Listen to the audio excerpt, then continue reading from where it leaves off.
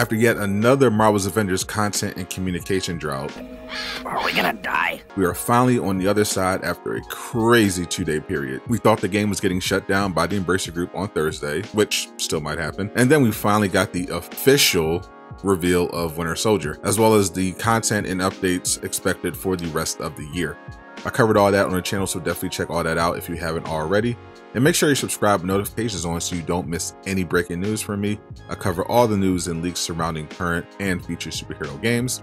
Also, if you found my content enjoyable and helpful, consider leaving a super thanks. It's a new way to show creators like me you care and want us to keep making videos. So in the Paul Tassi article for Forbes, lead developer Brian Wagner confirmed that they had already begun planning content for not only 2023, but at least the following year as well. And while there is no guarantee Avengers will make it that far, it is fun to think about what that content could look like. Well, thanks to the information we got so far, we know She-Hulk isn't coming this year, but as far as we know, she is still in development. We also know from the article the Kree storyline will come back up, which should be the Captain Marvel DLC. So what else and what new heroes could we see? Enter Ant-Man. Hear me out. In addition to characters like Doctor Strange, Scarlet Witch, and Wolverine, another popular suggestion is Ant-Man. He's been a fan favorite for years in the comics and has gotten even more popular thanks to the MCU and Paul Rudd's amazing performance. So when Marvel's Avengers came out and we saw Ant-Man in the data mine files, many were disappointed that he wasn't on the original roster and was instead an NPC. As they should have been, because that sucks. He was an OG Avenger and deserved to be on that starting roster, or at the very least, the first DLC hero instead of Kate Bishop. We did later get a major artifact that summons Hank, but it's not the same for fans of the character.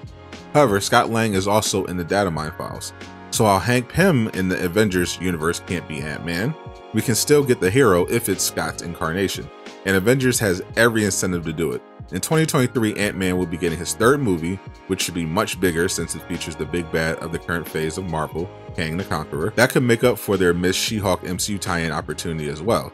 We know people want the character, and his kit pretty much writes itself. He could be the first character to naturally do the Pym stats effect as part of his skill tree, plus his shrink mechanic could make a cool ultimate to contrast with Kamala's and Biggin, rather than also making him walk around as a giant. However, Giant Man I think would be cool as an assault heroic instead.